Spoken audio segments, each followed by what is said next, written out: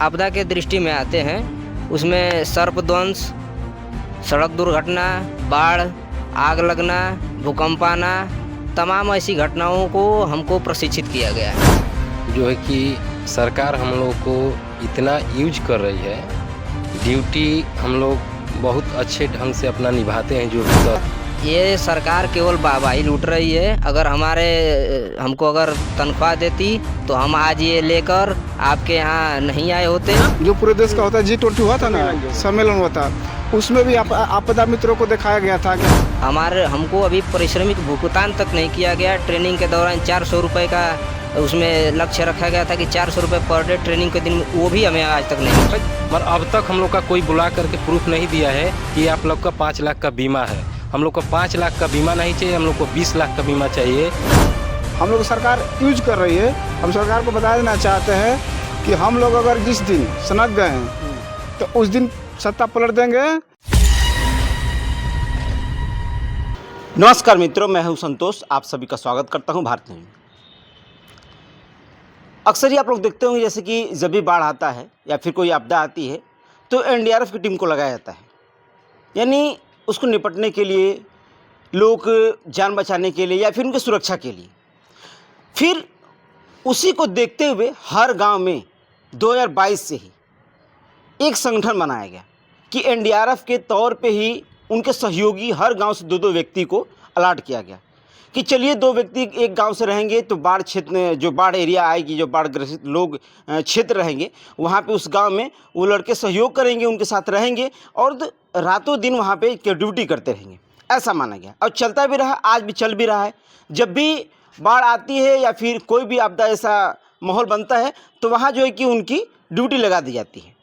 लेकिन क्या आप लोग को पता है कि जो ये सहयोगी के तौर पे जो लड़के जो काम करते हैं, जो व्यक्ति काम करते हैं, क्या उनको सैलरी मिलती है? शायद आपको ये लगता होगा कि हाँ वाकई में इनको सैलरी मिलती होगी, कुछ ना कुछ उनको मिलता ही होगा। जी नहीं, सरकार की तरफ से अभी भी उनको 1 रुपये नहीं दिया जाता है। वो अपनी जान को जोखिम में डाल करके और आपदाओं से निपटते हैं, लोगों की सेवा करते हैं।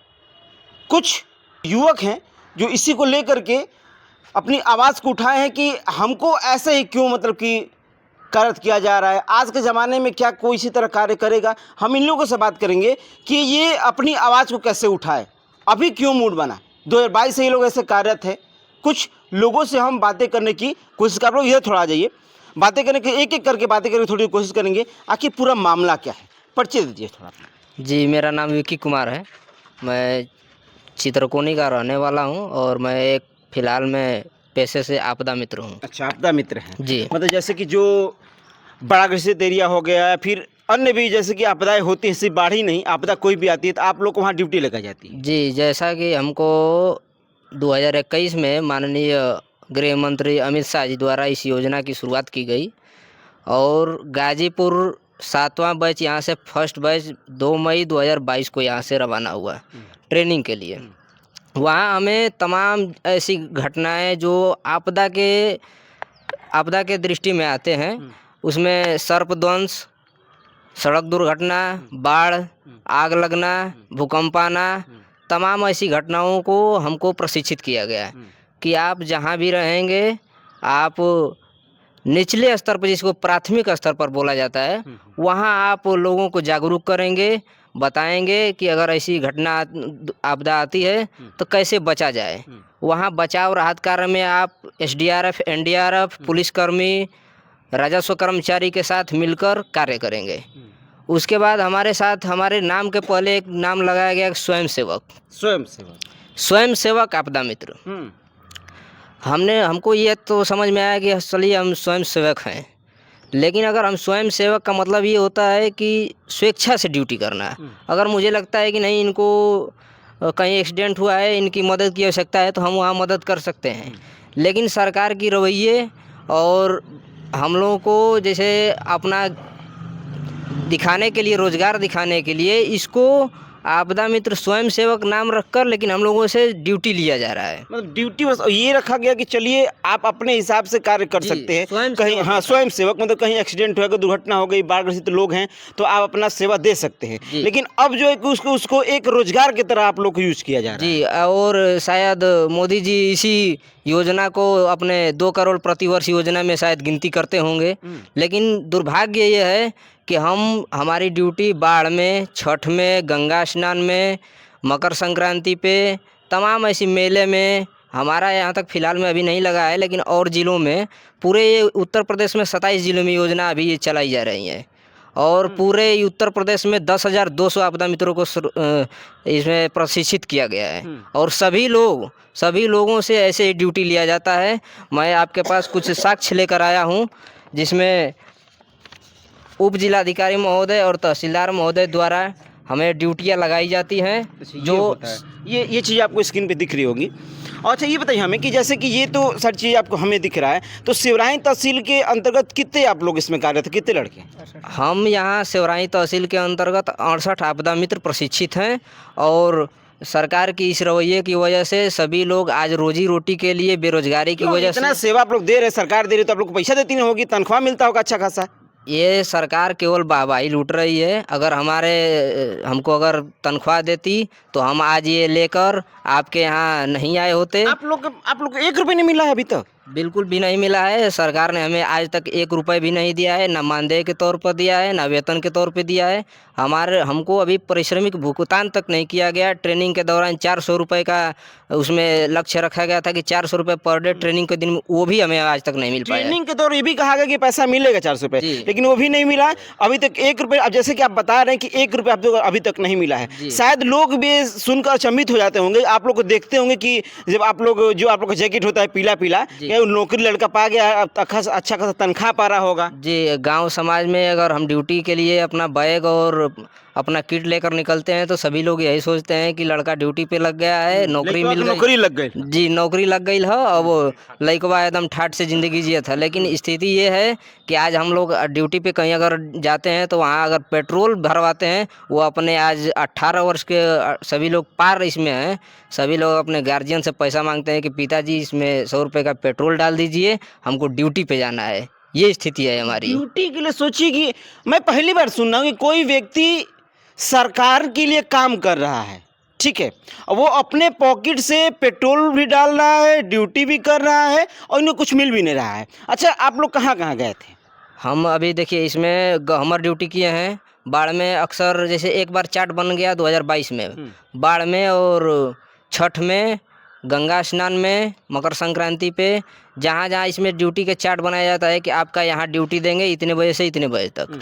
हम वहाँ सभी लोग मतलब एकाध दुक्का छोड़ के जो आज आज बेरोजगारी की वजह से कुछ रोजी रोटी के लिए कुछ हमारे साथी बाहर भी गए हैं, जो दिल्ली और गाजियाबाद ऐसे स्थानों पर रह के अपनी जीविका चला रहे हैं, मजबूर हैं ये चलाने के लिए। अगर सरकार हमको वेतन के तौर पे, मानदेय के तौर पे कुछ देती तो शायद सभी लोग आज उपस्थित होते। यही स्थिति है कि सभी लोग आज अपने रोजगार रोटी के लिए सभी लोग आज। आप लोग अपने पत्र को लेकर कहाँ कहाँ गए, कहाँ तक आवाज़ पहुँचाई है आप लोगों ने? हमने 5 सितंबर 2023 को उप जिलाधिकारी महोदय संजय यादव जी को ज्ञापन दिया था। उसके बाद फिर हमने 29 सितंबर 2023 को लखनऊ इको गार्डन में धरना प्रदर्शन किए थे, 1 दिवसीय धरना प्रदर्शन। उसके बाद हमने पुनः 10 दिसंबर 2023 को डीएम महोदय को ज्ञापन दिए थे। फिर हमने 29 जनवरी 2024 को फिर इको गार्डन हमने धरना दिया और वहाँ गृह मंत्री, राज्य मंत्री, मुख्यमंत्री, प्रधानमंत्री, यहाँ तक कि राष्ट्रपति महोदय को भी उसमें ज्ञापन दिया गया। उसके बाद हमारे पास अभी तक उसका कोई रिप्लाई नहीं आया है। बस ये होता है कि अगर उसमें कोई अपना एक कर्मचारी भेजते हैं कि जाइए ज्ञापन को लेकर आइए, उनसे पूछा जाता है कि क्या हुआ इनका, तो उनका बोलते हैं कि हमारा काम है कि आला अधिकारियों तक पहुंचाना, हम पहुंचा देते हैं। कोई रिप्लाई अभी वो ऐसा हम लोगों के पास संतुष्टि वाला कोई सूचना नहीं आया है कि हम लोग संतुष्ट हों। आज आप लोग कहाँ आए थे कागज़ पत्र लेकर के? आज हम लोग जैसा कि 16-17 दिसंबर से शीतकालीन सत्र चालू हो रहा है, उसी को मद्देनज़र रखते हुए हमारे उत्तर प्रदेश आपदा मित्र एसोसिएशन संगठन ने यह तय किया कि शीतकालीन सत्र शुरू होने से पहले सभी जनप्रतिनिधि, विधायक, मंत्री, सांसद, जहाँ तक भी अगर हम पहुँच सकते हैं अपनी आवाज़ को बुलंद करने के लिए, विधानसभा में अपनी आवाज़ को उठाने के लिए, आज उनको हमने अपने विधानसभा जमानिया के ओम प्रकाश सिंह जी को ज्ञापन दिए हैं और इसी उम्मीद से कि हमारा वो आवाज़ उठाएंगे। और हमने मंत्री जी ने हमको पूरी 100% संतुष्ट किया है कि वो हमारे मुद्दों को इस बार शीतकालीन सत्र में हमारे मुद्दे उठाएंगे। मतलब कि वो आपकी आवाज़ बनेंगे, जी, आपके साथ हुए हैं। उन्होंने पूरा सहयोग किया है, हमारे साथ 1-2 घंटे का लगभग समय दिया है और हमें पूरा दिलासा दिलाया है कि वो हमारी इस मांग को इस बार सदन में उठाएंगे।